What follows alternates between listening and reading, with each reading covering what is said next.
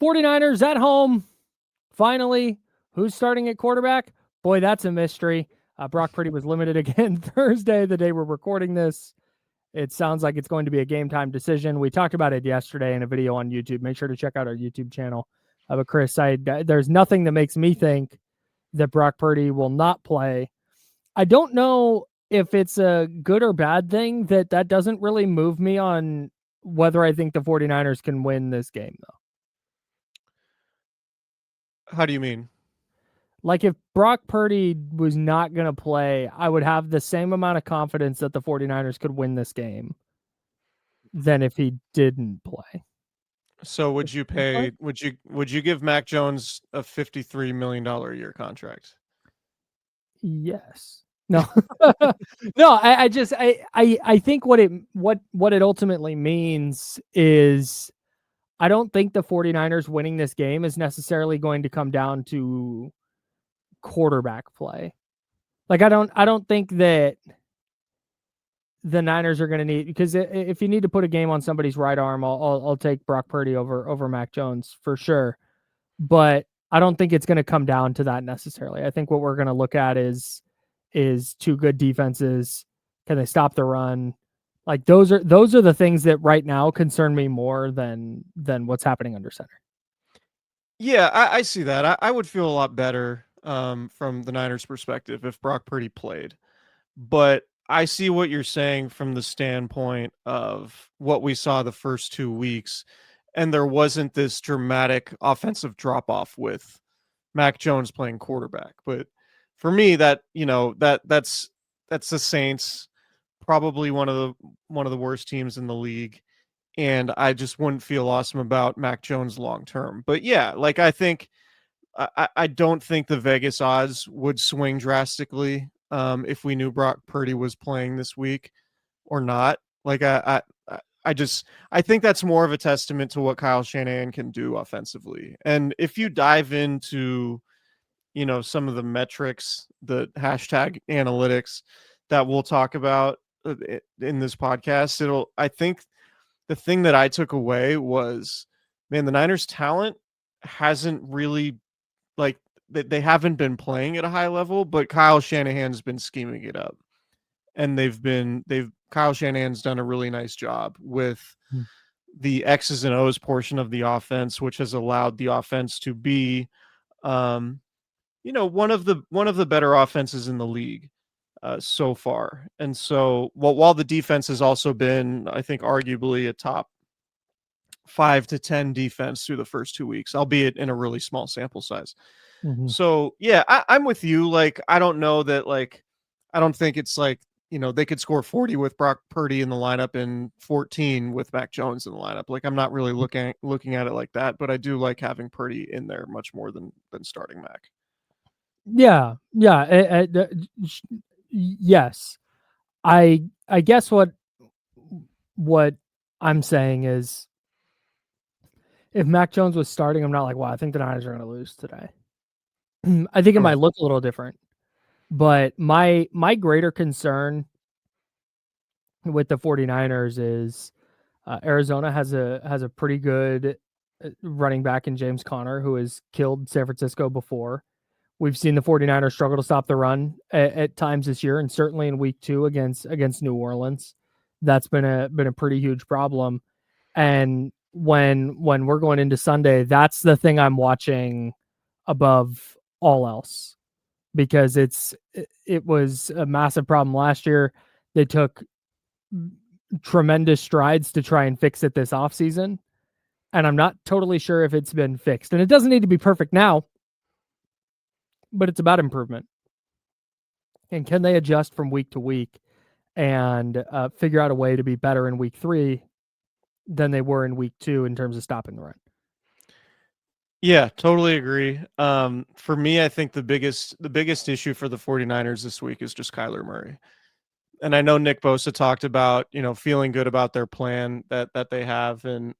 But I mean, Kyler Murray has been kind of a thorn in the Niners' side. Like, in terms of the way he plays against the NFC West, he plays better against the 49ers than really anybody else in the NFC West. He has 3 rushing touchdowns against the Niners, more than any other team. In 8 games, he's 4-4, 12 touchdowns to just 5 interceptions.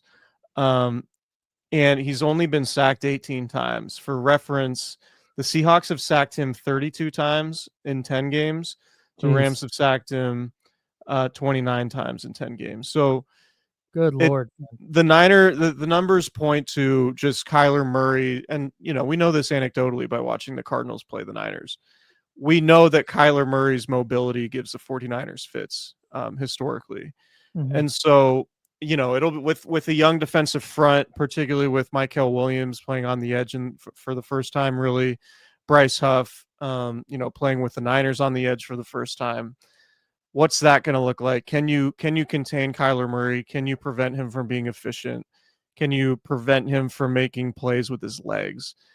And I think, the Cardinals running game from, has been bad over the first 2 weeks. Like, it hasn't been efficient. I wonder if they're due for a breakout, because the Niners run defense has been overall good, but it's been kind of scattershot in getting there. Like, it's kind of high variance, right? Like, there's been some big runs. There's been, a bunch of drives where it feels like Niners opponents have been getting ahead of the sticks with running the ball on early downs. But then there's also been some like big run stops, like the Saints late in the Saints game is a great example. Like Alvin Kamara basically running all over the Niners defense for most of that game. And then when it comes down to it, Kalia Davis gets the run stop, or you have the Mykel Williams run stop late in the game. So in the big picture, the Niners run defense has been good, but there are moments when it's not. And I wonder if the Cardinals are going to come in and be able to run the ball, because if they can, then that makes Kyler Murray more difficult to defend. And I think it gives Arizona a much better chance to come in and steal one. But if the Niners can stop the run on their home field, that gives them a huge advantage, because I think if you make the Cardinals one-dimensional, I don't know that they have the weapons to be a one-dimensional team. Yeah, I would agree with you. And it just makes life easier. I think the 49ers, the funny thing about Kyler Murray kind of historically killing them on the ground in particular is that, and I forgot how freaking good he was against San Francisco last year. Mm-hmm. Is 19 of 30 for $195 and a touchdown and a pick in the first game, but he also rushed for 83 yards and a touchdown on 7 carries. Then in week 18, he goes 25 of 35 for 242 and 4 touchdowns. They held him in check on the ground, but he killed him in the air. The thing that I think ties back into the run defense and keeping them in second and long and third and long is that allows, I think the Niners athletically in the second level have the players you would want to kind of contain Kyler Murray, right? You have Fred Warner, you have D Winters, who are both extremely fast, extremely good at eating grass and closing space. I think that you want 2 guys like that in the second level against Kyler, but if they've got eyes in the backfield or there are offensive linemen getting into the second level and getting hands on them, it becomes a lot more difficult, right? So I think that's where by limiting their designed run game, you take away some of the designed stuff for Kyler, even if they do less of it now. But also in those second and long situations, third and long situations, you're not as worried about, getting downhill to fly up and stop the run, where now all of a sudden the middle of the field's open and Kyler can step up and through or get to the edge and find a ton of space and kill you with his legs. So I just, that is, I don't know how I feel about the Cardinals as a team yet. They're 2-0. That's great. But the Cardinals always feel like a particularly difficult matchup, no matter what. Like, throw everything else out, because Kyler is so dangerous with his legs, extending plays, and then he's got the arm talent to be excellent as well. So there's just always like that I don't know what the word I'm looking for, like concern with Arizona. It's because of what you're talking about with Kyler. Yeah, and Arizona, from a personnel perspective, plays a lot of big sets. They use a lot of 2 and 3 tight ends. They use 3 tight ends at one of the highest rates in the league.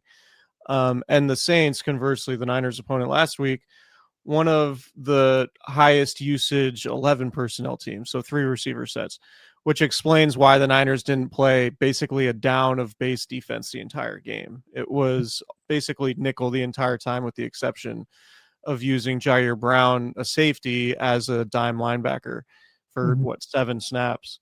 Um, if the Cardinals are utilizing a lot of 2 tight end stuff, I wonder if that means Luke Gifford is going to be back in that mix, and what that means for the Niners run defense. And if the Niners run defense is actually going to be better with more size on the field than it was in New Orleans, where you only have 2 linebackers on the field instead of 3. So that'll be something worth watching for sure. And I almost I'm curious if. Well, go ahead. I almost wonder if you play Jair Brown to add some athleticism in the second level at linebacker. Yeah, and I guess I mean, I know that'll be formation dependent and personnel dependent, not formation dependent, but personnel dependent. But if they're doing an okay job up front and setting the line of scrimmage and not having to dedicate a ton of bodies to flying downhill to stop the run, it wouldn't shock me at all if they try and lean on Jair Brown as just another athlete in the second level to try and defend against Kyler. Yeah, I would agree. And you're going to have Upton Stout too. Sure. I mean, he'll play regardless. He'll play a decent amount. Is Upton Stout going to be in a scenario where he's blitzing off the edge, and is Kyler going to be able to get away from him? Because if you blitz off the edge with your slot corner against Kyler, he can make you pay as much as any quarterback in the league, because he can evade that guy. Yep. And potentially, turn it into a big run or a big scramble. So just something to keep an eye on. Can we talk about this Mykel Williams stat that Nate Tice over at Yahoo Sports? Bro, this is insane. Found? Yeah. You do I want to say the thing you said before or after? I'll say before. We were talking about the rookies before the season, and I was like, I don't know, like, I need to see it first with Mykel Williams. Like, we haven't seen him at all, and I don't know how impactful he's going to be, And you're like, yeah, maybe as a pass rusher, but as a run defender, he's going to help right away. I was like, I don't know. And this statistic would back you up pretty vociferously. Yeah, so Nate Tice said he basically found the splits of success rate. So, like, success rate is a stat for those who don't know what it is. Basically, on first down, if you get 40% of the yardage you need towards a first down, so usually 4 yards. Second down, if you're at 60%, and third down at 100%. So basically, success rate is if you get the yardage you need to basically stay above the chains or stay ahead of the chains and continue getting first downs. How often do you get the second and manageable, third and short? Yeah. So, like, for example, just as like a reference, like Christian McCaffrey during his offensive player of the year season in 2023 was at a 55% success rate when he ran the ball. So, like, he was more than half the time he's getting the yardage you need to keep the offense on the field and moving. So that was, one of the best rates in the league. Success rates for opposing teams on running plays with Mykel Williams on the field through 2 games is only 25.8%. So Mykel Williams, with the Niners run defense with Mykel Williams on the field, is basically elite. Yep. Without Mykel Williams on the field, the success rate for opposing running plays is 66.7%. So there's basically a 40% difference in success rate between when Mykel Williams is on the field versus when he's not. Golly. Which is insane. And again, this is like totally small sample size theater. But it just, you can see it. Like, there are the plays, like, you can see Mykel Williams being a very difficult guy to block, just like watching him play, particularly when he's on the edge and he's matched up against tight ends, which is what the 49ers, told us would happen. Like, he's going to be a really difficult guy to deal with. And I think that that's bearing out. Now, I'm not expecting those splits to continue all season, but the fact that he's playing that well, basically after missing most of training camp and not playing in the preseason, being that effective, and I think he has the second most snaps along the defensive line of anybody aside from Nick Bosa. I think Mykel Williams is off to a good start, even though he hasn't had a sack yet. So I think all that stuff is real promising. Yeah, man, and the even more the even more like your thing, but better is is that I'm trying to confirm. Sorry, I was trying to confirm. Yeah, you're right. Nick Bosa's played 105 snaps. Mykel Williams at 87. The next most is Jordan Elliott at 62 along the defensive line. But the additional layer to that is you saw a couple of splash plays in week 1 where maybe he wasn't loading up the stat sheet, but you saw him getting downhill and like blowing up an offensive lineman to create an easy one-on-one situation for Fred Warner, or allowing Kalia Davis to get inside for a tackle for loss or whatever it is. And then in week 2, he was even better. And he had like 2 tackles for loss and 4 run stops. And he had the pressure on the Nick Bosa sack. And there's all these things. And that is ultimately what matters the most, is he's playing a lot and he's getting better. And so there's a real chance here that in terms of being a dynamite run defender, that he's just scratching the surface, and he's kind of single-handedly making the 49ers elite from a run defense standpoint. So that's a really significant early season win if this trend continues. You know what else is scratching the surface and a huge win? Oh, is it going to be a clothing brand? Man, Lamb Chop's fall line. Buddy. Huge win. Buddy. Huge win. The fall line is out. It's been out for about a week. I think Craig is traveling. He might be abroad somewhere. Otherwise, I would fully be expecting a care package in the mail here at some point. sglambchops.com is the website. We have the video up on our YouTube channel, the fall line. You can find it now. Use promo code Candlestick20. You got, man, this black knit sweater. Gas, dude. I think I need that. That's gonna be on the need list. The black shirt, also on the need list. Yeah, like the sweatsuit. I think I'm just gonna have to. Yeah, the sweatsuit's gonna have to be a thing. So yeah, sglambchops.com. Promo code Candlestick20 to save 20% off your order. Lamb Chops, join the herd. Hey, do you want to go to a Kings game in our matching Lamb Chops hoodie and sweatpants sets? Yeah, maybe like if you want to do the sweatsuit and then I can do the black. I don't want to be wearing the same thing as you, but we can wear. No, but I want to wear the same thing. You want to wear? Okay. Think about it. We'll talk offline. I don't know if 2 credentialed media members should be in there wearing the same thing. I don't know. Well, hey, you know what? First time for everything. Just think about it. That's fair. Chew on that, and we'll circle back for the home opener when the Kings host the Utah Jazz. Okay, that's all I have on that. Candlestick Chronicles is also brought to you by Prize Picks. Kyle, you and I make decisions every day, but on Prize Picks, being right can get you paid. Don't miss any of the excitement this season on Prize Picks, where it's good to be right. Kyle, I know you are super excited about your Prize Picks lineup this week. Why don't you share it with the good listeners of Candlestick Chronicles and viewers on our YouTube page? Well, here's the thing, Chris. I went to go open my Prize Picks app, which I do very often, and it turns out I had to update it. So I'm doing what's called vamping, and that means I'm just kind of yapping and not really saying anything until my app loads. The good news is I have a lineup for you right here. So I'm just doing a two pick this week. Okay. I had some success last week with a couple of bigger lineups, particularly on the Raiders Chargers game. I had a 4 out of 5, which with the flex play, I'm winning money. But this is a 2-pick power play. Here's my lineup.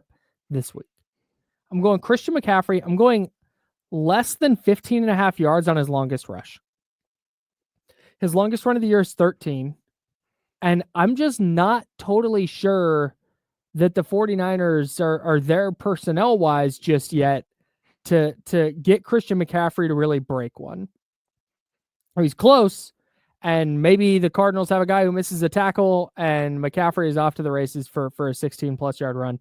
But the 49ers have been short on explosive plays this year, and I'm gonna guess that they don't get another, or they go without a fifth. McCaffrey goes without a run of 15 of longer than 15.5 yards. I think that Cardinals defense is going to be pretty good. And then my second one is Kyler Murray. We mentioned it earlier. He torches the 49ers historically. So I'm going more than 248.5 passing plus rushing yards. So just a little 2 play. That's going to be a power play. I got to hit both, but I feel really good about hitting both of those on Prize Picks. I agree. On the first one with McCaffrey, it's worth noting Kyle Juszczyk practicing on Thursday in limited fashion in a blue non-contact jersey after leaving Sunday's game with a head injury. So that'll be worth monitoring. And I think Juszczyk's availability obviously goes a long way towards determining Christian McCaffrey's success in terms of those big explosive runs that you're talking about. So definitely worth keeping an eye on, and we will see. We will see about that. We talked about the Niners offensively a little bit. And speaking of injuries, Juwan Jennings still hasn't practiced this week. Okay. I don't know what that means for Sunday necessarily. It could be that he's, gets back on the practice field on Friday. I kind of feel like if he doesn't practice this week, that there's a chance we don't see him on Sunday.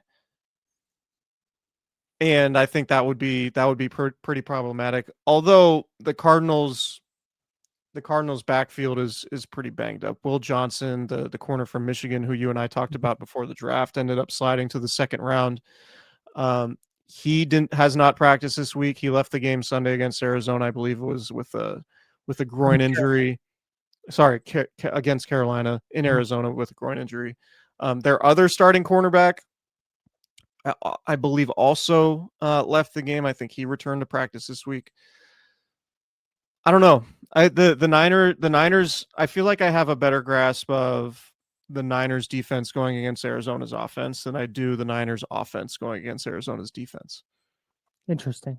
Because I feel like Arizona's defense has been good, but then you look up and it's like, why are the Carolina Panthers nearly coming back to win this game? Like, why are the Panthers, who are down by 3 scores, driving to take the lead late in the fourth quarter? I'm gonna stand in front of the Cardinals on that a little bit. Okay. So it was a 27-3 Cardinals lead.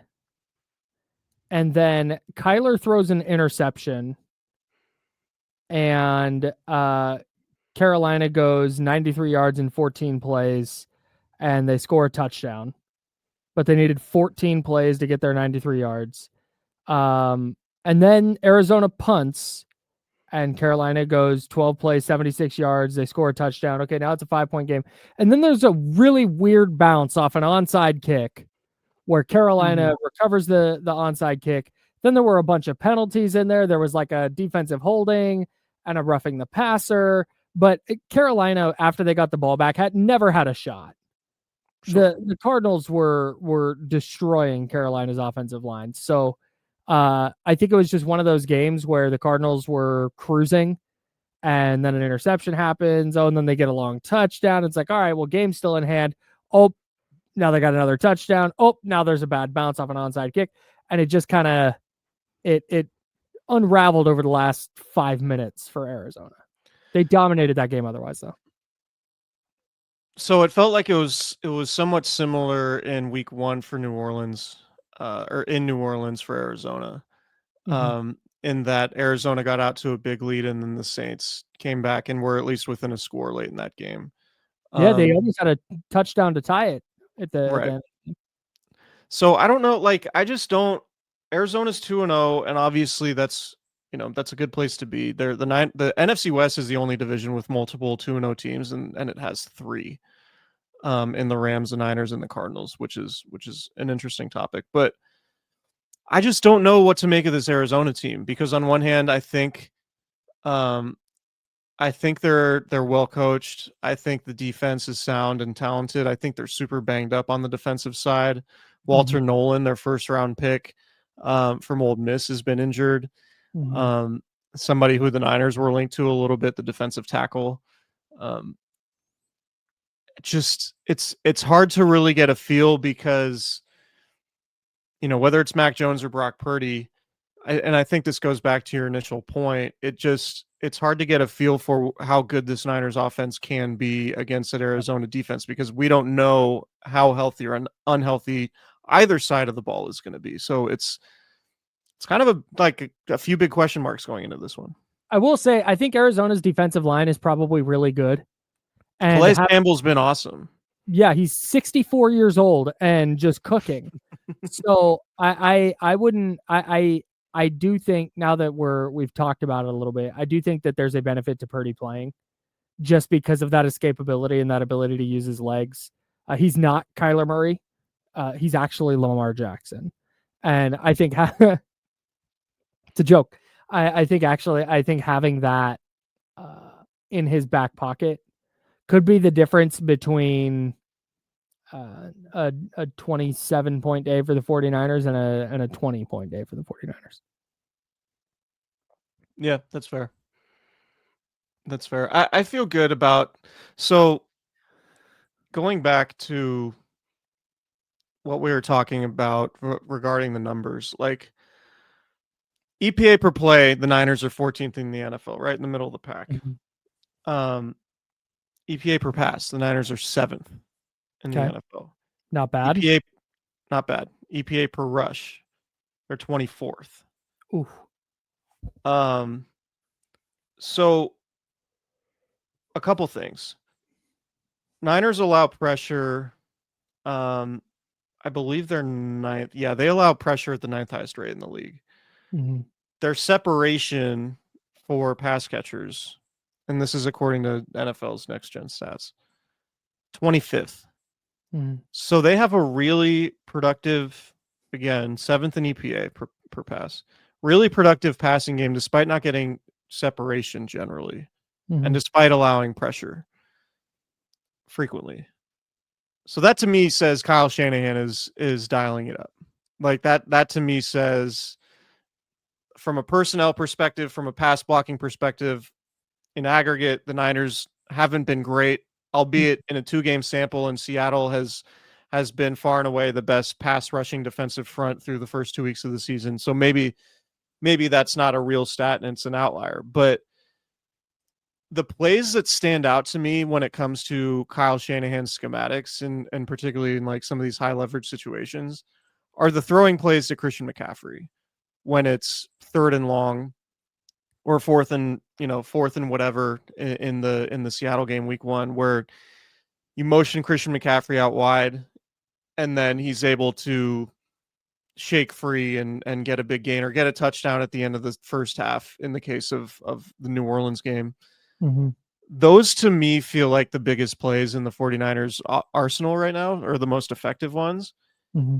And I feel like whether it's Brock Purdy or Mac Jones, as long as Christian McCaffrey is healthy and able to run those passing plays, you feel pretty good about what the Niners offense can do. But if you lose Christian McCaffrey, and this isn't like a new thought, obviously Christian McCaffrey's value is Christian immense. McCaffrey is good. Subscribe to Candlestick Chronicles. Yeah, he's really, really good and really, really important. But that's where his importance and his value is showing up, is his ability to help them convert 3rd downs by creating mismatches and creating schematic advantages by lining him up out wide. Ultimately, that's why I think the Niners passing game has been effective through 2 games. Or the biggest reason, I should say, is Christian McCaffrey, like on the money downs. I would agree. Yeah, having that outlet is obviously just such a massive advantage, particularly with no George Kittle, and particularly with the receiver separation issues that you noted. I want to go back to the pass blocking for a second, though, because Pro Football Focus has the Saints down for 11 pressures, and 4 of those from a defensive tackle. 7 of those from 2 defensive tackles, 4 from their edge rushers. 4 across 2 edge rushers. The only players who had pass rush win rates above 7.1% were Chris Rumpf, an outside linebacker who rushed the passer 4 times, and Alontae Taylor, a cornerback who rushed the passer 4 times. I think the 49ers' issues with pass rush against the Saints were Mac Jones specific. Holding on to the ball too long. Yeah. Yeah. All 3 sacks were a product, for me anyway, of Jones holding the ball too long. Now, is that because the receivers aren't open? Yeah, maybe. But I didn't view the pass or the pass blocking for the 49ers as this massive issue in week 2. So I'm kind of interested to see here in week 3 against a defense that I think is talented and well coached, how that kind of bears itself out. And whether it's Mac Jones or whether it's Brock Purdy. Yeah, and with Calais Campbell, Dalvin Tomlinson, you remember that Browns game from a couple years ago, just completely destroyed the 49ers. He's on Arizona now. Baron Browning, it feels like he plays well, or he plays well against the Niners. Like it just it feels like Arizona's defensive front could pose some potential issues. So keeping an eye on that. Bigger problem in the run game or the pass game? I mean, until the Niners can be efficient in the running game, I'm going to be concerned. And that was the other thing.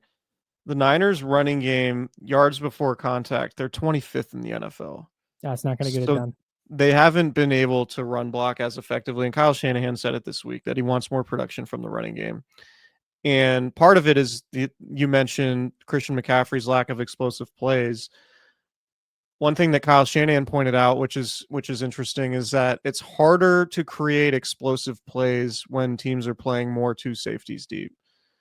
And the Niners have faced, I think on their running plays, they've faced more than 7-man fronts on just 17% of their snaps, which is kind of shows how much they respect the 49ers passing attack. But it also means it's harder for blockers to get out to that safety, right? If there are 2 safeties deep, or if one's up on the line of scrimmage, that's where George Kittle, Kyle Juszczyk, dig that guy out. Right. Exactly. It's easier for the Niners to develop or create explosive running plays when you have that safety that's closer to the line of scrimmage, so you can get somebody blocking him easier. When he's deep, it's obviously more difficult to get somebody out there to block that person. So, but the other thing too, so Niners are 25th in yards before contact on average. 29th in yards after contact, which, yikes. I mean, to me, like Christian McCaffrey, really good in the passing game, right? Like we've talked about that. He runs really well in terms of identifying where the lane is, timing the runs, hitting the lane, but he just doesn't seem to have the same level of explosiveness when it comes to breaking tackles that he had in 2023. And it's just something I'm keeping an eye on. Obviously, he's a 29-year-old running back who's logged a ton of carries.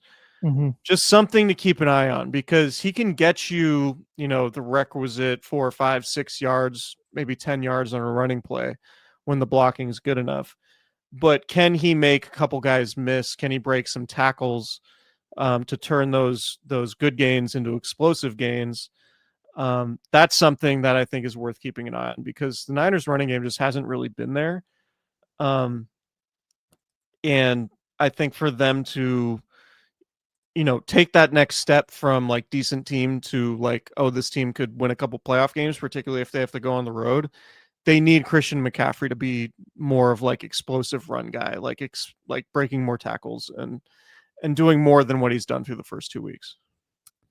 Yeah, I'm with you. And maybe this is just he's knocking rust off after not playing all last year, or maybe he's just a 29-year-old running back with a ton of touches and some Achilles problems, and he's just not going to be the player he was in 2023. The question I kind of have is I do have is I fully have this question, not just kind of. I wonder if they'll go to some Isaac Guerrero touches at some point as a little bit of a change of pace, and he's a 4-3 type of runner who's really good at outside zone stuff. I do wonder if at some point, and he flashed some pass catching chops last year enough. I think that you feel good about him being on the field and needing to get out in a route and secure a reception. I wonder if the lack of explosive plays in the run game becomes such an issue that they turn to Guerrero for not a full series, not even like 10 carries, but 3 or 4 carries in certain spots just to see if they can get something where a younger, fast, bigger running back can kind of get going to generate an explosive that way. Yeah, and they're also, it could be that Christian McCaffrey gets better as the season goes. Like that certainly seems possible. Obviously shaking some rust off, limited work in training camp, didn't participate in the preseason, obviously. Mm-hmm. The other factors too, you have Kyle Juszczyk exit the game early against the Saints, and he's, like we talk about it all the time. When the Niners have a big explosive run, there's usually a direct correlation with whether or not Kyle Juszczyk has a kick-ass block on that play. Yep. Right? Like when Christian McCaffrey has like a 30 some odd yard run, odds are Kyle Juszczyk is like 25 yards downfield planting a defensive back or even a linebacker. Like that happens frequently. You're going to get that Brian Baldinger video. Now watch Kyle Juszczyk. He's looking for work. But also George Kittle. Like George Kittle leaves the first quarter of week 1 and we haven't seen him since, and he's one of the most important blockers the 49ers have in their running game just because of the style of the runs they typically use and where George Kittle lines up. They haven't had him. Right. So it could be that, it could be a little bit of everything, right? It could be McCaffrey's at an advanced stage in his career, coming off a season filled with injury, on top of not having George Kittle and Kyle Juszczyk, 2 important blockers when it comes to the explosive rushing attack. So maybe if and when those guys come back, maybe that improves. But that's just something, like, if we're looking at trends through 2 weeks, that's just something that's standing out to me because of what we've seen from Christian McCaffrey in the past. Yeah. I don't have a lot to add. I go back to this might be zooming too far out and I might be missing the point, but it goes back a little bit to what we talked about after the win against the Saints, where it's really difficult to put like, hey, I know this about the 49ers. And in this case, I know this about Christian McCaffrey because the roster doesn't look how it's going to look. And I think when you bring up George Kittle, you bring up Kyle Juszczyk, you bring up Brandon Ayuk, and just it's, I think, easier to defend the 49ers right now without those weapons on the field. Like that's just not, that's I think kind of basic. And so if Christian McCaffrey, like you're saying, doesn't have that ability he used to kind of be a singular force offensively, it's just going to be more glaring when George Kittle's out or Kyle Juszczyk's out because he's not going to create a ton of extra yards for himself anymore. But also, I'm not going to sit here and go, Christian McCaffrey's washed. No, he's not. Because maybe they get to week 10 and everybody's back and he looks fucking awesome again. Well, here's the thing. We can talk about like how the numbers are down and that his longest run is 13 yards. He's not breaking tackles and all of those things. What's still true is some of the most important plays the 49ers have had offensively the first 2 weeks have been passes to Christian McCaffrey that have converted 4th downs, or Sunday in New Orleans got them a touchdown right before the half. That was one of the biggest plays in the game. Huge. So like there's no like Christian McCaffrey is washed in my mind, part of this conversation. It's Right. just like the running game is not as effective as we're used to. But Christian McCaffrey, I mean, I think it's pretty amazing that Christian McCaffrey is still as impactful as he is in the passing game if the running game drop off is real, right? Like that just goes to show how like versatile and valuable a player he is, if that's the case. Yeah, and that's where I think you'll see the 49ers maybe start to lean on him. If they can't get their run game going, maybe it's because of injuries. Maybe it's just because their offensive line isn't very good. But that's part of the reason he's Christian McCaffrey, and that's part of what makes him special. All right, he's going off at 3.3 yards per attempt. Well, hey, he's going to have 4 of the biggest plays in the game, and it's going to have nothing to do with the ground game. Yeah, totally. Niners going all white throwback uniforms. Cardinals wearing all red. Have we? Out on this? Yeah, I don't hate the all whites. I mean, the 94 throwbacks, like those are classic. They're timeless. I wish they wore the red striped socks. Yep. I'm okay with the white socks with the all white. That's fine. It is going to be a little bit weird to see them play in, like, it's going to be weird to, the fact that like they're not going to wear their traditional home uniforms till what is it, like late October? It's going to be weird. Yes. When they wear their traditional white uniforms at home against the Jags, that's going to be weird as hell. That's going to look like, so back in when they used to at all, when like growing up, when they used to play at Candlestick, they always, one thing I liked that they did was that they played all of their preseason games at home in white uniforms. So like it made the regular season feel a little bit more special. It was like, it's a preseason game where they're going to wear their whites at home. That's what this is going to feel like to me. It's gonna be like, man, Niners are wearing their like white traditional road uniforms at home against the Jaguars. But I guess Sunday is okay. I'm pulling up the weather in Santa Clara. 80 degrees, bro. Is it that? Maybe, again, I'm not a professional athlete. They are more in tune with their bodies than anyone in the universe. I get it. But is it that big of a difference? Is the difference between the 49ers win and loss whether they wear white or red jerseys? Or is it a psychological thing? So John Lynch has been asked about this a couple different times, and his answer has been, everything matters, right? Like this is very much like an on the margins thing. I don't know if anybody's going to ask this question to any of the players on Sunday, but I would love to know, like, hey, Fred, did wearing the white jerseys help allow you guys to have more energy in the fourth quarter? So help me God, if they smoke a lead in the fourth quarter. Ooh. So I tend to think the Niners are a pretty forward-thinking organization and embrace data and analytics in ways that can help. Like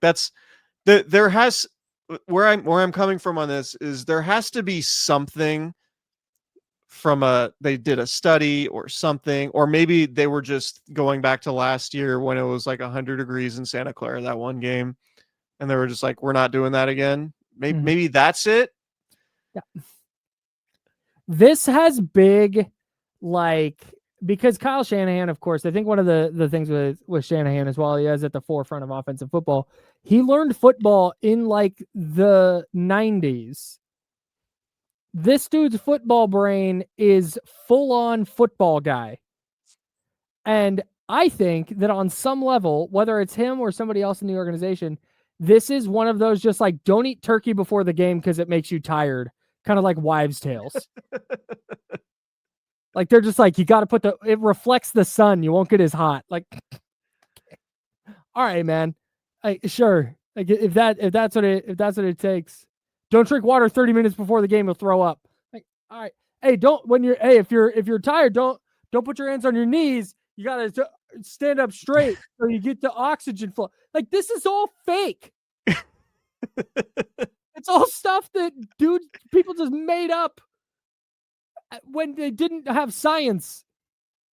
Like there's been studies now, like, yeah, hey, you can bend over and put your hands on your knees and you can still breathe the same amount of air as if you stood up all the way. Sure. Like it just Sure. And this just feels like I said, I maybe I'm wrong, but I feel like a lighter color matters, like on your roof, where the sun's gonna beat on it all day, and you don't want to retain heat. I don't think that being on the football field for 3 hours and being in the shade for a lot of it because you're standing on the sideline is going to matter that much. So that's interesting that you say that, because what popped into my head immediately was like being on the west side of this or the east side of the stadium facing west, where the sun typically beats down. Kind of feels like a roof. Kind of feels like direct sunlight, like you could be it kind of feels like you could be on a roof. Like that's probably what fans, maybe it's not about, oh, the 49ers are cooler because they're in their white jerseys. Maybe it's more of a disadvantage for Arizona to be in the red jerseys and be on the warm side of the stadium where their sideline is. Maybe that's what it is. All right. I don't hate that. That's a good rebuttal. I'll accept that.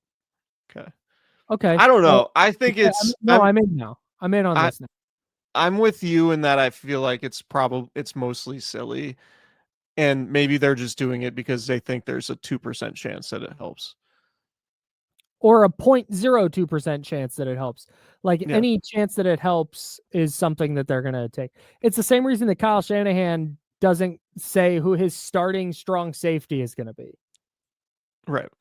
Like, it's not going to change the team's game plan, but hey, just in case. Right. Yeah, it's definitely going to be weirder when they play Jacksonville in the traditional whites. That's not going to make any sense. Yeah.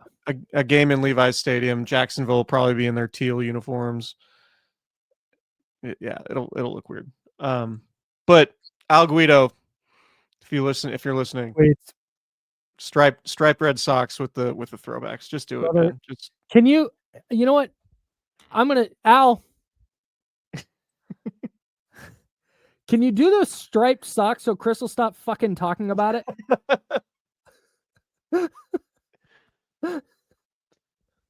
It's always once a show. Don't fact check. Subjectively, you're right.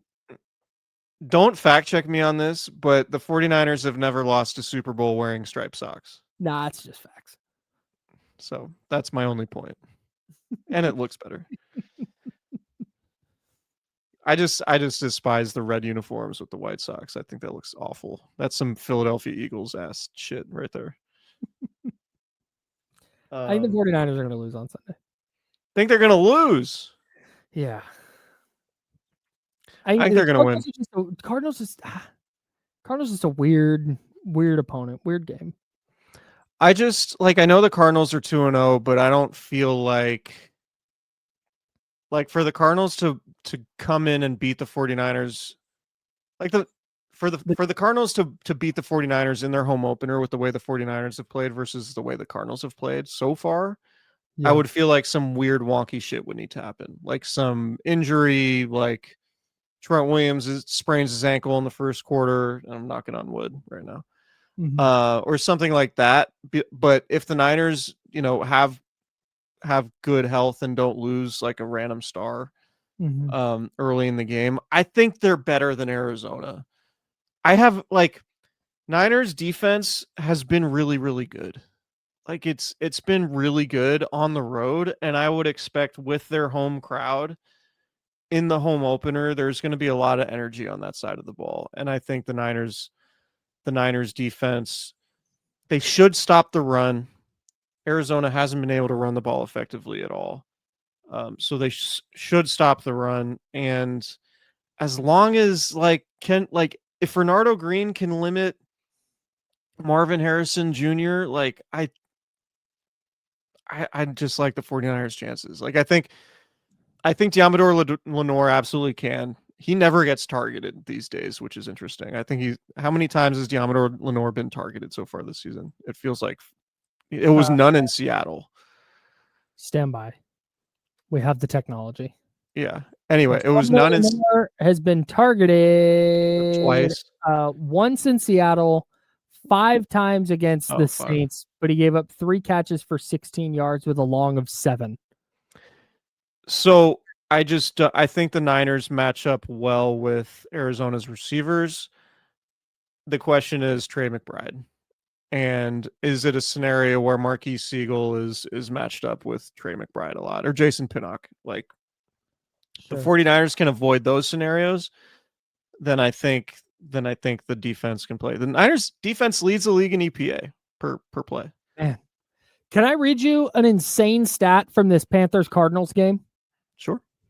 The Panthers ran 29 more offensive plays than Arizona. 77-48. That's a lot.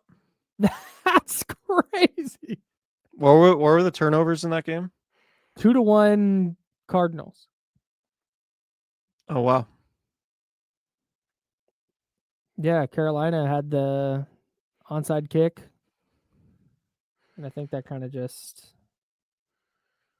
Yeah, in the second half, Carolina 14-play drive, 12-play drive, 8-play drive. Arizona went 9-9-3-1.